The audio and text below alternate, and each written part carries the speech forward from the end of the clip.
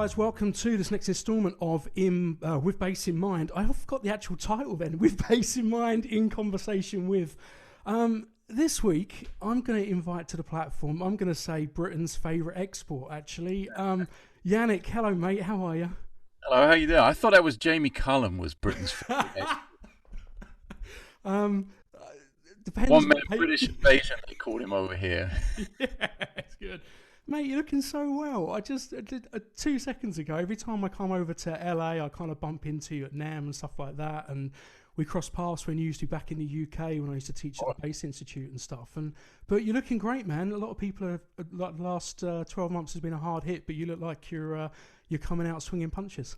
I mean, I do have the advantage of living in California. I hate to give everyone watching in Iceland and the north of Norway the finger, but it's a byproduct of paying super high taxes and really expensive rent. We get to see the sun once every a day. Well, I mean, we can say you're your own bad product of a successful career. So that's the main thing. We like it.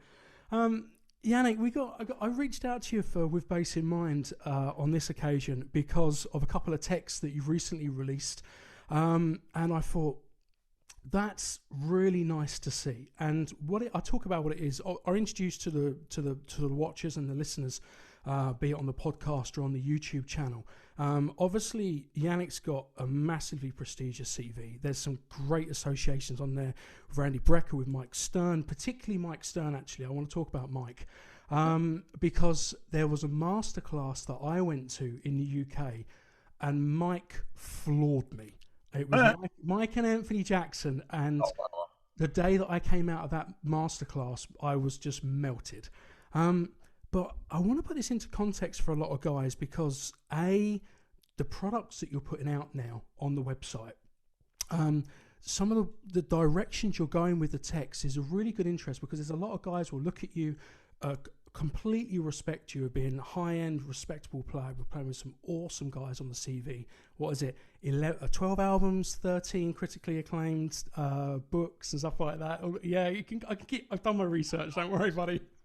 We lose count after a while. I stopped counting. But then, when people can look at you on a pedestal, I'm going to put you up there for a mate, and then all of a sudden, this hits the market. Boom. And this is something I really want to talk about. And the reason is because academia is that sort of pyramid thing, isn't it? You're the bulk of the guys that are learning and trying to get their chops together and sort themselves out. It's a much wider plateau than it is at the pinnacle where people are trying to get down bot blicks and stuff like that in ways of the actual market. So this book hit a chord with me, and that's why I thought, you know what, I'd love to pull Janek aside, have a chat, talk about how he uses it, because there's some good stuff in here about modal use with pentatonics and things like that. So we're going to talk about that and talk about that in due course. But right now, Mike Stern. Tell me about Mike Stern. You had some time with Mike Stern. So let's talk about that experience first of all. So where do I start? So we've known each other since '98, I want to say. Right. And I used to work with an American record producer and arranger called Richard Niles, who lived in the UK for many, many years, 35 years, I think. He actually produced the Matheny album, American Garage, back in the day. And, it was a major influence on me in terms of being an American musician who had been around all the people I wanted to work with, all of my heroes. And there he was living in London, and I was getting to work with him through a piano player, Steve Hamilton, jazz piano player. And Richard had been in Berkeley with Mike Stern, Pat Metheny, Mitch Kudley, and Jay Azalina, and had written this guitar quartet that all of those guys had played in, and just knew all these people. And he's like, man, you should put a tape together if you really want to play with. This is 98, right? So 97, because this happened before I left for the States. And he said, you should really put a tape together and send it to Mike if you really want to play with him. If it means that much and he's that much of a hero, let's record something at my studio and send it to him. So we did, and Richard wrote some music for me. I recorded it, sent it off to Mike. Fast forward to 98, I've already left and gone to Berkeley, and Mike calls my house in London because that's the only number I had at the time, like my mum's telephone number. Mike called, hey, is Janek there, please? And my mom's like, no, who's this? Hey, it's Mike Stern. And she's like, she's been listening to me for 3 years transcribe Mike Stern solos, so she knows exactly what's going on. Almost falls over with the shock. Anyway. So finally we hooked up. We met each other at Berkeley, didn't play together until about 03 or 04, and I started playing with him super regularly from like end of 04, 05 until I think the last big tour we did was 2015. But yeah, it's been 20 plus years of knowing each other and way more behind the scenes of actually working on music. The crazy amount of gigs we have played together and tours we've done all over the world. We've still actually done more stuff in his apartment just working on music, playing all the things you are for 4 hours and just trading solos back and forth, you know, to the point where I was like, Mike, I gotta go, man. I got shit to do, you know, like, you know, just the sweetest guy, a complete lunatic in the greatest ways possible because he's so dedicated to the music. And he's a great example of what I talk about when I say there is really only one way to learn no matter what your goal, and that is complete immersion in the thing that you want to do. And he's a great example of just always being immersed in what he loves doing and really doing the work. Let's reflect on that actually, because I've got limited experience. Obviously, I studied in the UK, London College of Music. I was hanging around the Nijo scene, which is where you kind of cut your chops with. And then when that moved on from there, you know, I went over to Florida, stayed in Florida for 2 years and studied with Jeff Berlin, and then came back to the UK. But you've travelled around a little bit. You spent a little time living in New York, then in LA, and also London as well. Now, straight away you said there about this complete immersing, completely enveloping your career with your goals.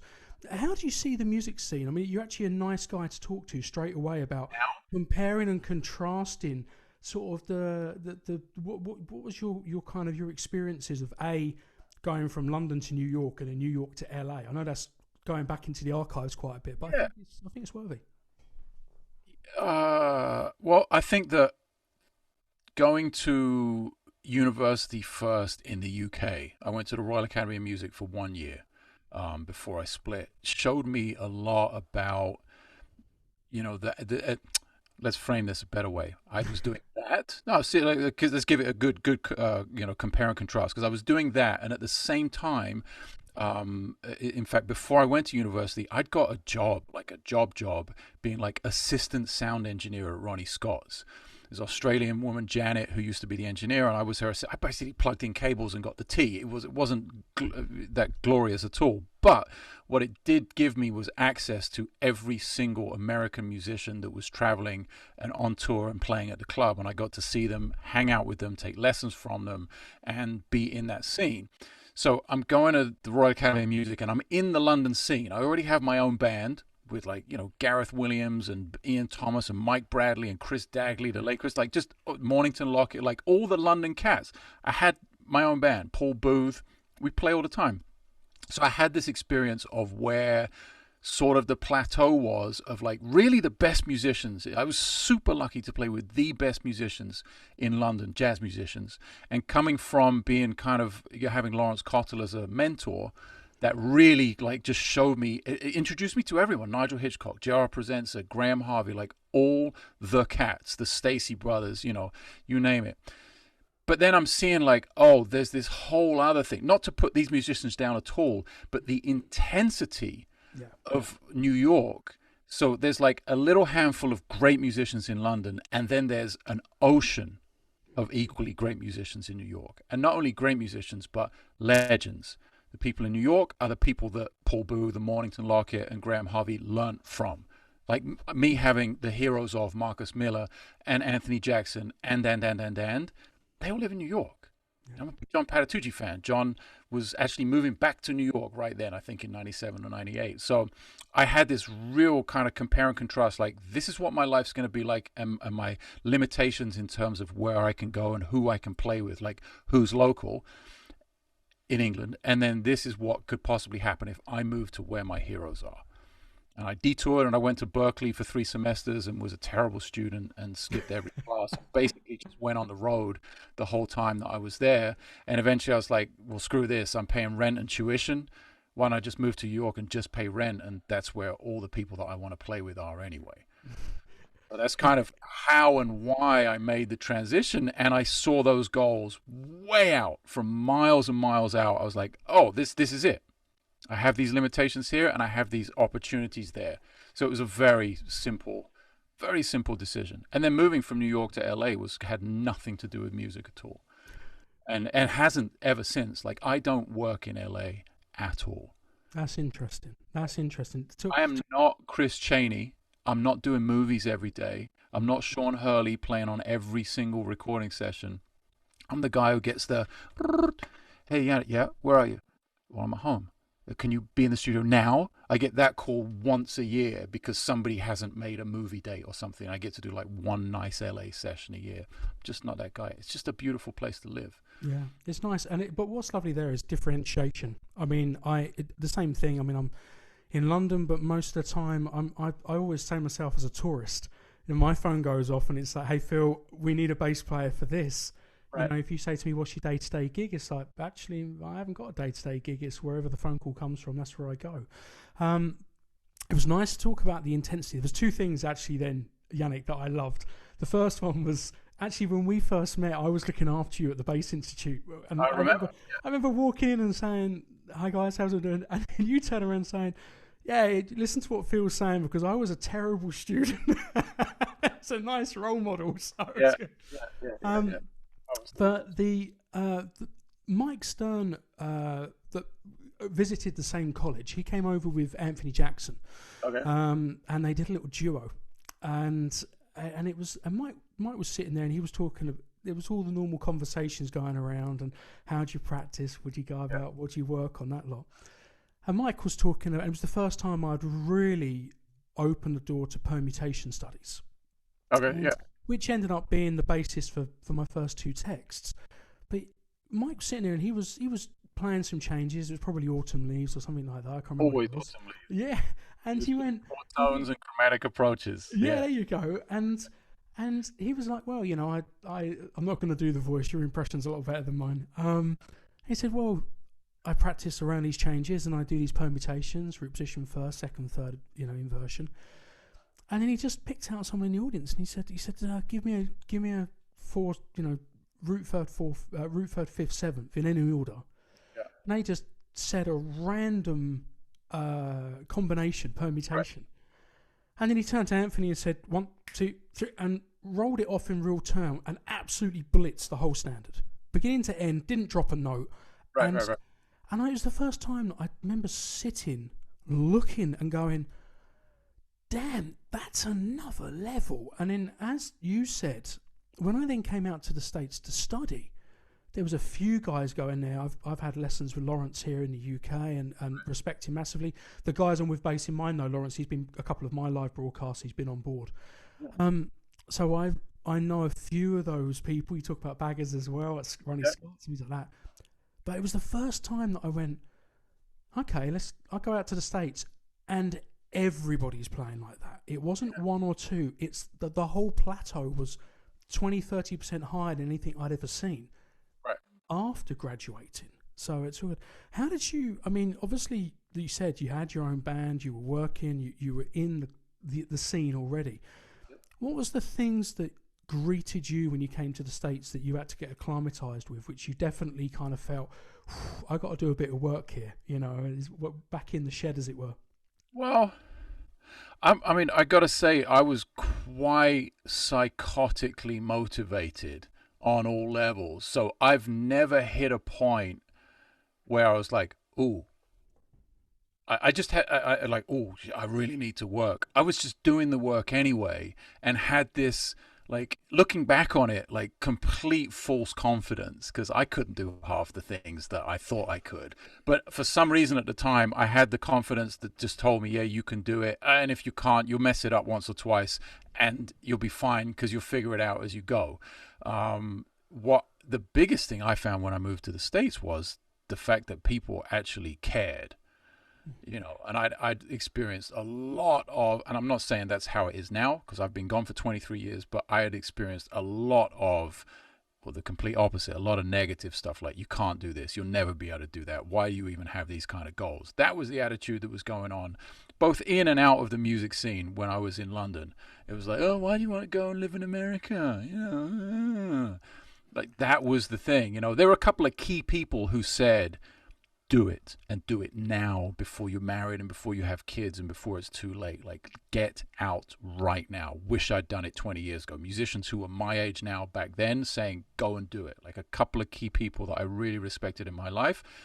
And thanks to them, I was like, okay, definitely I'm going to do it. But mainly I was greeted with opportunity and greeted with people who wanted to work and were receptive to the attitude of let's go. Like I'd try and like drum up interest in London. Like, let's do this and let's do that. And it'd be like, well, the pub just opened. So, and there was a bar in the Royal Academy of Music basement, for Christ's sake. You know what I mean? Like I wanted to hang out and jam in the ensemble rooms, and most people, it was their first time away from home. They wanted to get legless. So when I got to the States and like walked into Kenwood Denard's office and said, let's play. And he's like, who are you? I said, well, I'm Janek. He said, oh, that's good enough for me. And, let's go. Like people get, if you screwed up, they'd shut you down just like everyone else would be like, you're not ready. But if you went in there with the confidence, having done the work, people would give you that initial, and I think still do in general. Not that there's that much opportunity as there was back then now, unfortunately. Like it's a really big shift. And I'm sure the same is true of London, whether it's good or bad. I'm sure it's very different from what it was 20 years ago. I definitely experienced that here. There was the thing you said there about if your chops aren't up to scratch, you get shut down. That people do see the wood from the trees quite heavily out there, in my experience anyway. Janek, I remember watching early YouTube videos of you locked away, beanie on, little pixelated camera whilst you're shredding until the early hours of the night. You've obviously gone through the motions, and it's lovely, and I really do mean this, mate. Not enough people say well done, but you've had such an awesome career. It really is. It's really, really great. But there's evidence of the growth. If you look at even on your website, the vault, the transcription vault, we can talk about that, and all your own work, pen and paper, all those late night pixelated videos, and now here's the finished product. If you had, there we go. Don't worry, we're going to plug it all. No, these aren't for sale. These are my personal bullshit books of just all the notes and all the transcriptions. They're literally all of them are sitting right here on a music stand. Yeah. So sorry. I think the question's already answered itself. Guy comes to you, he can play a bit, and he's going to go, look, I want to raise the game and go a little bit higher. What's the big piece of advice you're going to put their way? You have to love the work.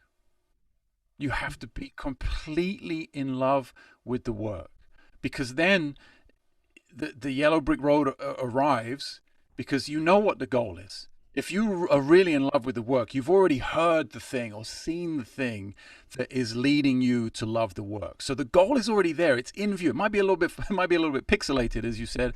It might be a little bit fuzzy and in the distance, but it's there. And the yellow brick road arrives, and you have to trust the process to walk down the road no matter what. And I think, obviously personal view, and one I take from experience, but one I know may not be applicable to everyone, because I don't think everyone learns the same way. But in my experience, once you know the goal, if you're in love with the work, you can walk down the road and trust the process no matter what happens. Because you have to be able to bounce back from a lot of things that are going to go wrong. And boy, do they go wrong.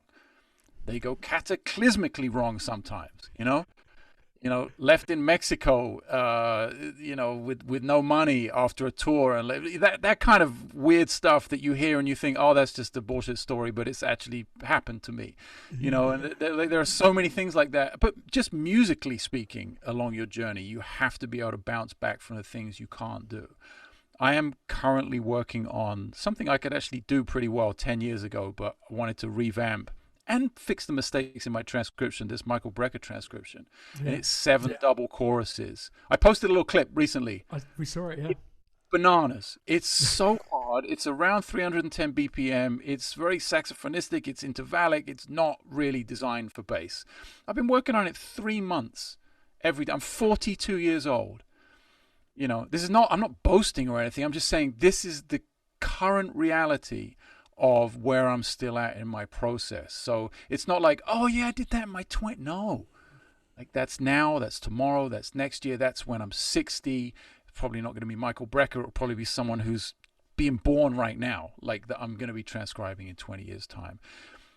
And but at the same time, the opposite end of the spectrum, I'm building pedal boards. I'm not even using my bass to generate sounds. I'm using oscillators and tone generators and modular synths and stuff like there's range as well. It's not just, oh, I'm a fan of Mike Brecker and Pat Metheny, so that's all I do. You know, in order to have balance, I think it's important to have balance rather. You know, but it all comes down to loving and doing the work. And I think that's something that's hugely missing now. Hugely missing in our musical society, in our little world of bass even, never mind other instruments, never mind other music. In our little world, it's so easy to do 500 takes of a flashy video and post it in this little square and have everyone go, and that's a career now. I don't think a lot of people understand that, especially people that aren't as old as me or you perhaps, and that's their reality, that's their normal, you know what I mean? They have never been exposed to the process. So with the books, with interviews like this, with anything I just like to say, hey, there's actually a lot of stuff going on here, a lot of moving parts that you should probably be aware of if you want to be like a really great musician. It's actually echoes. I had almost identical words from Victor Wooten just recently in another installment of In Conversation With. And he said exactly the same thing. He said, you know, and as a role model there, Janek, you're talking about one solo, 3 months work at 42. And I'm probably 2 months away from posting the full video. Yeah. That's a very different insight to those guys that, as you correctly said, quick 30 seconds on Instagram, look what I can do, right. or that sort of play. But I've heard it from Neil Fairclough. He was talking about being on stage working with Queen and going through the whole Adam Lambert set, getting that show together, rehearsals, all the behind the scenes stuff. Yeah. Talking with Mo Foster about his old recording days and all the issues he went through. And then Dave Swift was magnificent with the recording stuff with Jules Holland and the BBC, Victor, and now yourself. Every single person that we're speaking to that has strength, who is a role model, is someone that actually stands up in society and you go, yeah, he's one of that group of guys. Every single one is going, you're kidding me, it's 3 months to do one video. It's three, you know, and you're still not ready to post. The only thing is now, I was having a conversation with a friend of mine about this the other day, is that I'm not sure who the role models are anymore. I would never place myself as a role model, but I know I've had them. Like when you talk about Victor and Patitucci and people like this, who are Lawrence, you know, real role models, I'm not sure that exists so much anymore because it takes time. I think, at least it took me time to understand a role model and to dig into what Patitucci does, for instance. It's so multifaceted. It's like Victor. He doesn't just do this and tapping and stuff. There's so much more to his music. So to actually understand him and for him to become a serious 360-degree role model actually takes time to get into it, which I'm not sure people kind of spend the time, just because our attention spans with the way social media and the internet works, it's so much shorter now. And it's so much easier to gain access to any information you want. So there's no sort of hierarchy of what is useful to you.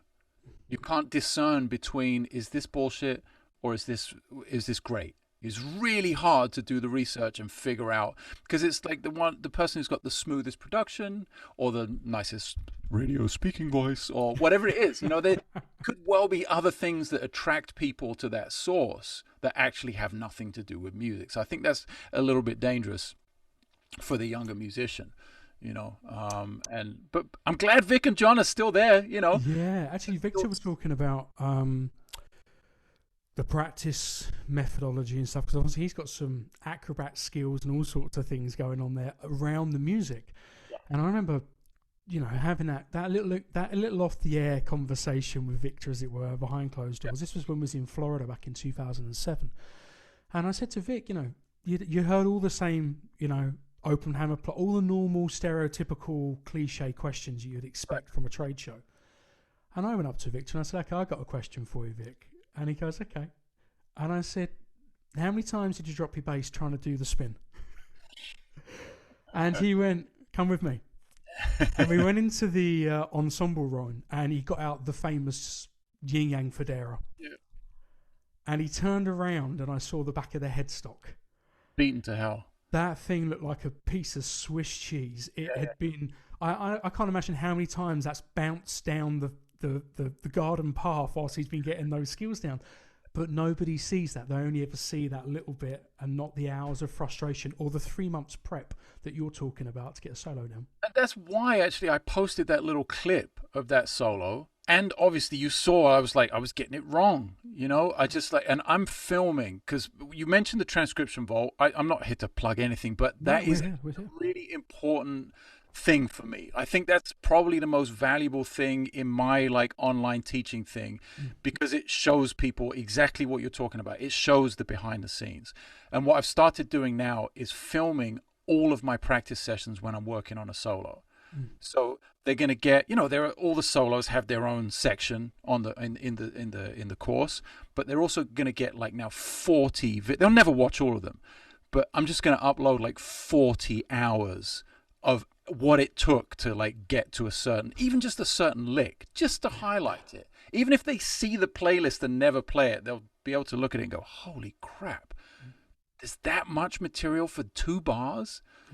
Yeah, because the saxophone goes, oh, and they move their fingers this much. And we have to go, oh, and it's really physically difficult, it's...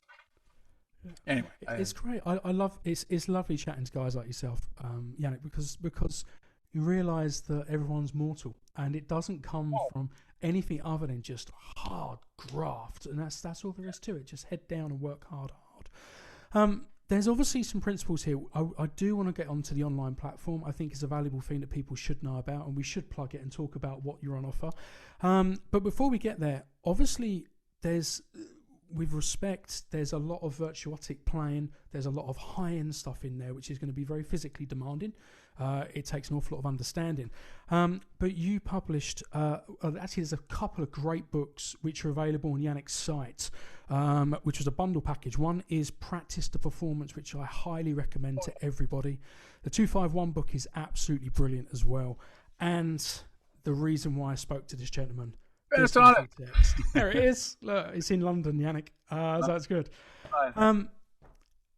With all the chops, with all the high-end playing and stuff like that, there is a very big title there. This has obviously got a lot of weight. Why don't you talk about the text for me? Yeah, I mean, it's such a fundamentally simple element of our harmony in Western music, right? The pentatonic scale, whether it's a minor pentatonic or a major pentatonic, and it features so much in music. Now, I was reluctant to make a book which focused on a harmonic analysis of a thing. I hate that. I hate putting thoughts in people's heads for performance.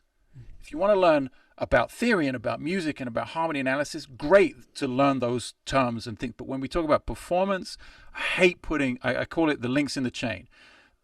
Link number 1 is the musical thought, happens in the head. Link number 2 is the performance.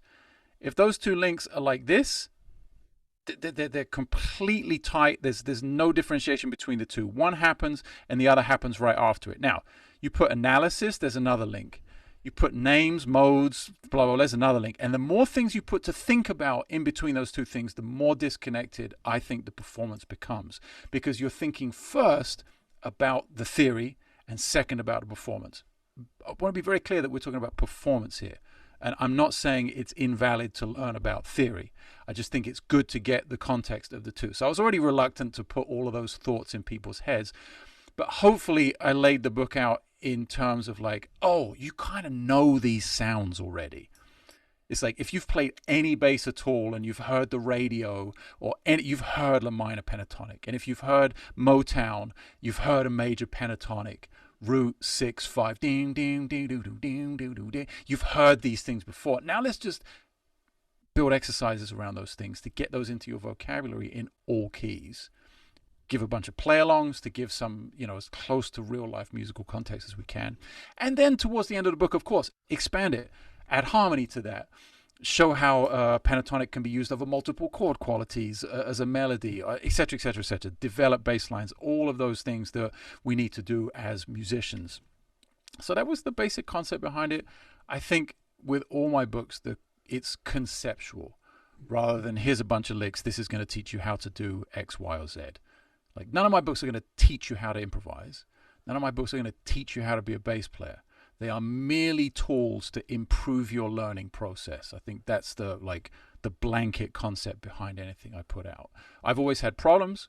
I've always found solutions to those problems, and these books are full of those solutions to little technical and musical problems to help the practice routine.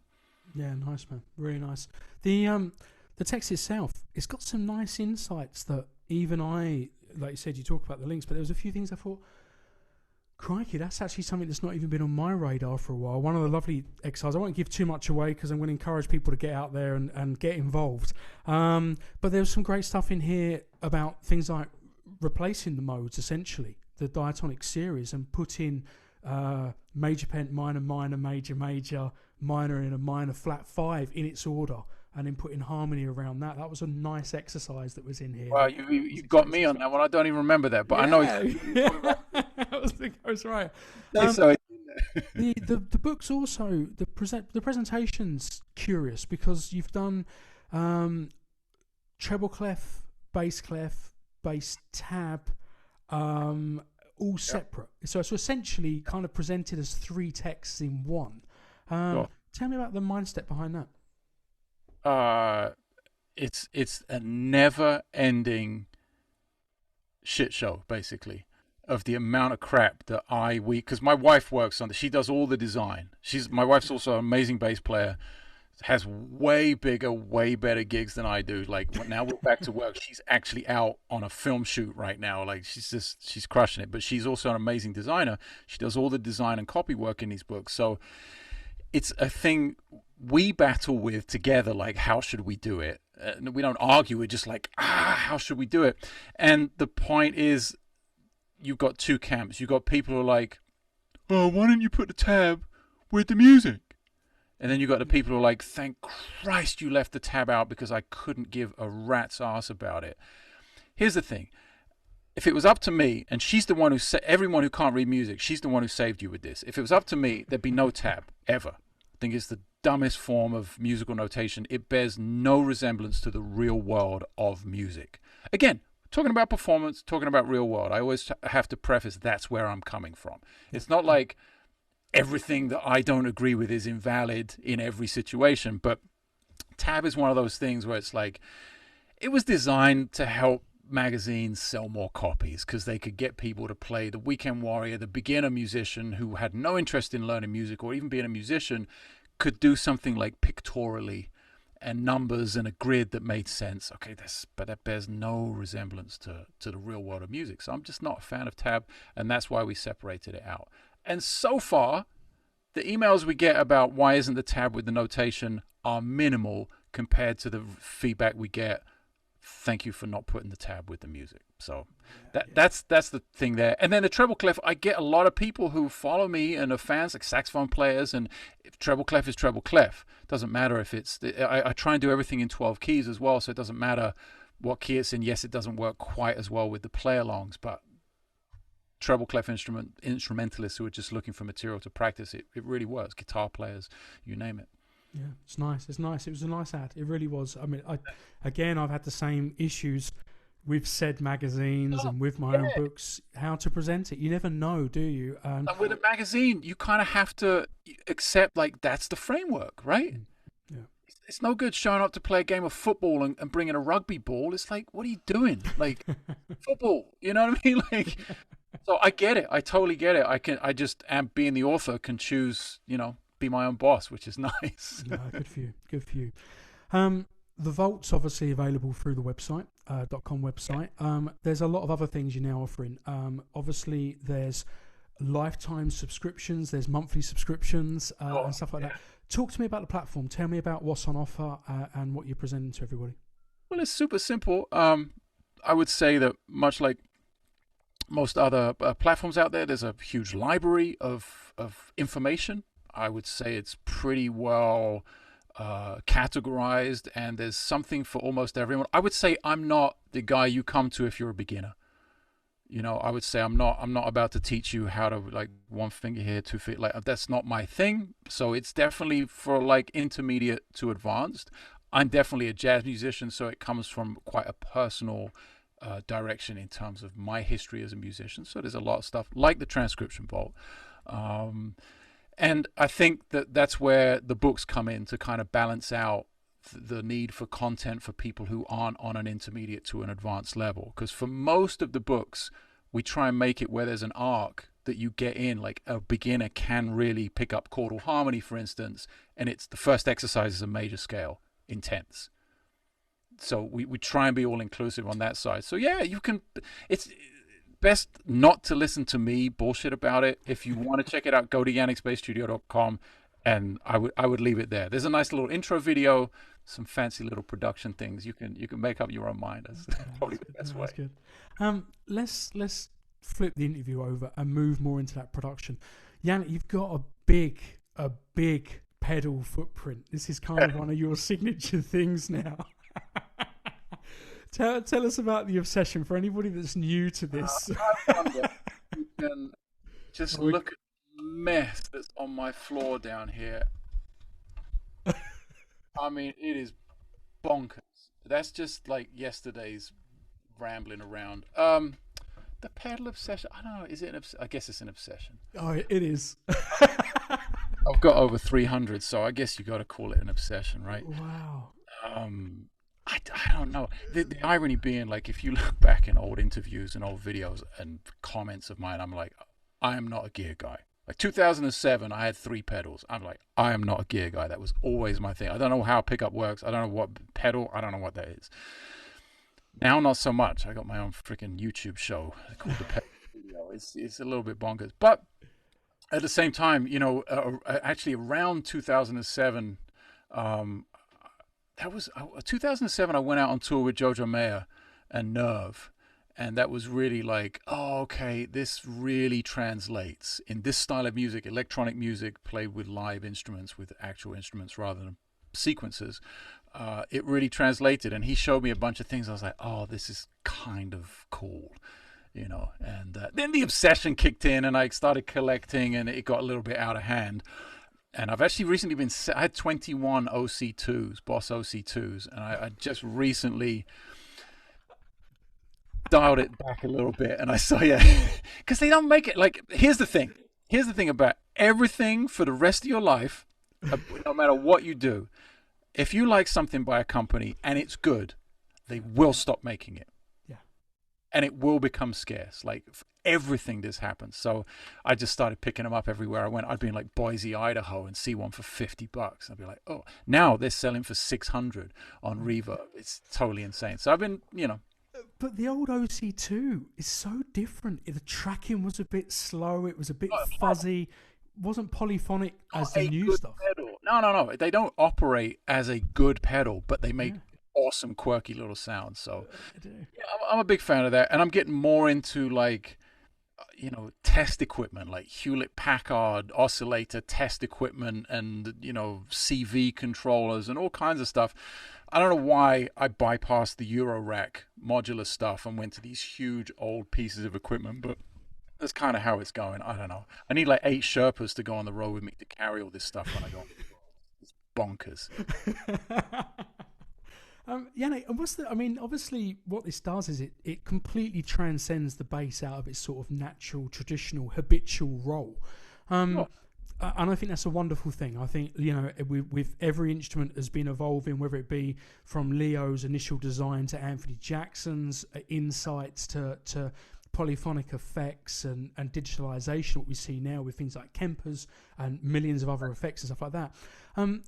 What is it that you kind of that's put you on that path? Do you find that you can express yourself more? Is there different tones, and obviously the sounds are produced differently, but what does it do to you as an artist? How's that configure? Well, there are a couple of things. I think one of the biggest, more recently, let's talk about the last like 4 years or so, 4 or 5 years. One of my favorite words, period, when it comes to music, no matter what we're talking about, is necessity.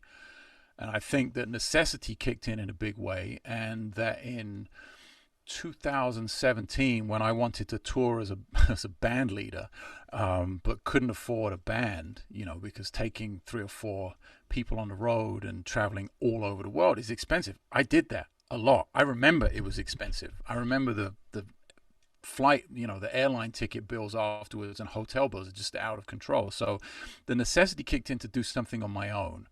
And that was sort of facilitated around some stuff I've been experimenting with loop pedals, and I'd been doing that for a while. I'd always use that in my practice routine and messed around with it at home. And also, there's this guy Bob Reynolds that I tour with, and there's a saxophone player lives here in LA, and there's always like a little bit of a looping feature in the middle of the show. But this is one thing, in it, not even one song, but one section of a song for maybe 3 minutes.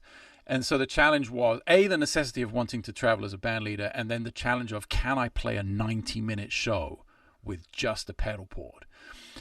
So in 2016, end of 2016, I sent an email to my mailing list that said, I'm going to commit to fly anywhere in the world if somebody can come up with a venue, an accommodation and food or something like that. Like, just get me a gig. Like, give me somewhere to play. I'll fly anywhere in the world. I got like 60 really legitimate offers from literally all across the globe, and I ended up going to Costa Rica and played a solo show in San Jose in Costa Rica, and literally rocked up to the show with my pedal board, having never played a solo set in my life.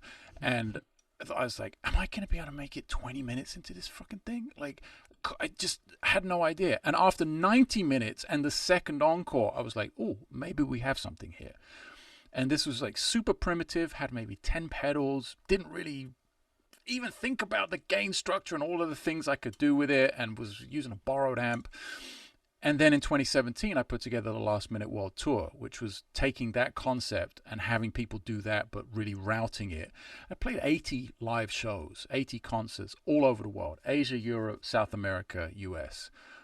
Didn't make it to Australia and New Zealand on that one, unfortunately. But yeah, it really became a thing. And even then, I pared it down so I had all my pedals in a camera bag and would set them up in a row. There's a video, if somebody wants to check out that setup, that Aguilar shot quite recently. Well, a while, the last time I was in New York. It's the last time I don't have a pedal board. And you can see like the little semicircle of pedals and the wires all haphazardly spaghettied all over the place.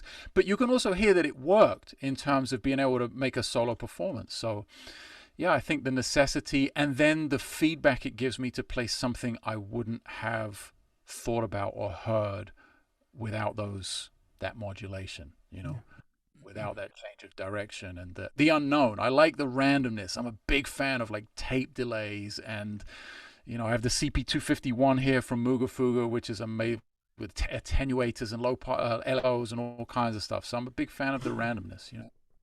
There was something actually lovely that you hit on there, was about using loop stations. Regardless of level, I think that's a massively valid thing, especially for bass players to practice with. I got the Electro Harmonics Freeze that I use with a lot of the students on With Bass in Mind. The reason being is that it allows me to play harmonic structures and then play melodically underneath them, so you can hear how they work hand in hand. The bass essentially being a melodic instrument historically, Sure. It does give a different sort of outlook, and it gives a different perspective on what notes and how to play them and stuff like that. So that's going to change your playing massively, isn't it? Just like, say, turning up, here's a loop station, here we go. Oh, hang on, that note didn't sound how I expected it to in my head. Right. Steve Lawson, actually, he did a nice clinic that I caught the back end of, and he was talking about practicing intonation on a fretless. And he was talking about playing the notes, looping it, and then playing over the top and not hearing the chorus to check that the intonation was solid. Lots of different sort of uses and stuff. How did you kind of get to grips with the loop stations and stuff like that? How did you sort of integrate My that? first one, I'm not going to get up and get it. It's so beat to hell, but it's the old Line 6 DL4, the green box with the 4 buttons, right? It had 14 seconds of looping in it. So that's what I used to use. So I used to write with it. That was my writing tool. I'd get an idea, a chord sequence or a melody, and I'd put it in the looper and then work it to death, work it over and over and over again until I found what I wanted. So when you go back to like some of my albums, like Live at the 55 Bar, every section is 14 seconds or less. Basically, because that was what I was restricted to looping wise. I'm literally sitting there with a laptop that has Logic Pro in it, like an idiot not using that. But anyway, that's what I was using it for, just to practice. It was never really a performance tool. And then TC Electronic came along with the Ditto loopers, as I'm sure, like Boss has their loop, everyone has their loop pedal, right? But I happened to be with TC Electronic bass amps for a while and had access to a bunch of their pedals. So I ended up with Ditto loopers. What do I have? I have the X2 on the board right now. Has, I think, 5 minutes more record time than I would ever need. So that kind of opened up a whole new world of of exploration. My compositions got a little bit longer after that as well. But yeah, that's how it started. And then slowly like doing some loop things on gigs, in the context of a band. And then, like I said, going to do the thing in Costa Rica and then a whole tour out of it. That was kind of the lineage. And now I'm using I wrote a book on it, like Bass Player's Guide to Looping. Super shameless plug there, I guess. But I literally had so many questions about how do you do it? What's the technique? How do you get these sounds? I was like, all right, let's put that in a book. So that's out there. And now I'm using like multiple loopers to sample. So I'll have an initial sound in one, and then there'll be another looper at the end of the chain, which I can sample a little bit of the first one, then clear out the first one and use that for an ambient loop or something. And I can really build up tons of layers. There's also one by Singular Sound called the Eros looper, which is mega. And it's like a mini recording studio. I think 6x6. It's crazy the amount of stuff you can do it. They sent me one, so I have been using that, but it's huge. It's always the payoff versus the real estate issue with pedals. It's such a tough one. I'm trying to remember what it was. I think I hate naming and shaming, but I think it was the original Digicheck, the Jam Man or something. Oh yeah. If you changed the patch, you had to reach down and hold the store button for like 10 seconds before you could change the patch and be able to go back to it. Imagine that mid-performance. Hang on, guys. Yeah, so let's just say things have come a long way. Yeah, they have. That's good. And what you can do with a MIDI switcher now is amazing, like the amount of programming you can do. Yeah, so, and, compared to some other people that really do this stuff and have done this stuff longer than me, I'm just scratching the surface. You take a bass player like John Davis or Tim LaFave or, I don't know, Juan Alderete, for instance. These guys, their whole careers have existed around pedals. They've come through the lineage of all those things. They've come from that, like having to hold an alt button and get on the floor, all the way to where we are now. I mean, I'm more in the last 10 years rather than they have like double or more than that in terms of experience on me. So I'm kind of playing catch up in that respect, but also finding new things, which is the most important thing. It's the hardest thing to do. Because it's really easy to go find a Mike Brecker solo and play it. It's not that easy. It takes some work. But it's there. It's really accessible. You open Spotify, but to find something new that somebody hasn't done before, that's hard. Wow. Like we only got 12 notes in Western music, and we were all using them all the frickin' time. So... However, the two new albums coming out from Janek, first one called 14 Seconds or Less, and the other one will take, it's 3 months of prep. That's the next album. It's all there. 3 months of prep, yeah. And what I'm doing now is releasing singles. Yeah, okay. So I released one in one in February, one in March, and I'm just doing one single a month right now. It's kind of, again, going back to that attention span thing. People's attention span is like maybe good for 5 minutes, maybe good for one song. But if you drop an album on people, the amount of people that are going to really listen to the whole thing are quite low in terms of, hey, there's this one song. Oh, I've got 5 minutes. You know, I don't have an hour, but I've got 5 minutes. So the single thing seems to be working out right now, which is kind of cool. Yeah, there it goes. Janek, first of all, thank you so much for giving up some time today, coming over to the With Bass in Mind platform and sharing some insights. For everybody watching, this is highly recommended. Get hold of it. Get onto yannick's.com website. You'll be able to pick it up through the store. There's subscription websites up there. There's monthly websites. There's a lifetime membership website on there as well. The Transcription Vault. It's an absolutely wonderful resource for many, many bass players, and it comes highly recommended from this little platform here. Guys, I'm Phil Mann. This is With Bass in Mind. This lovely chap, Janek. Yeah, thank you, man. Thanks for having me. Appreciate you taking the time. No worries. We'll see you next time. Yeah, man. Take it easy, Phil.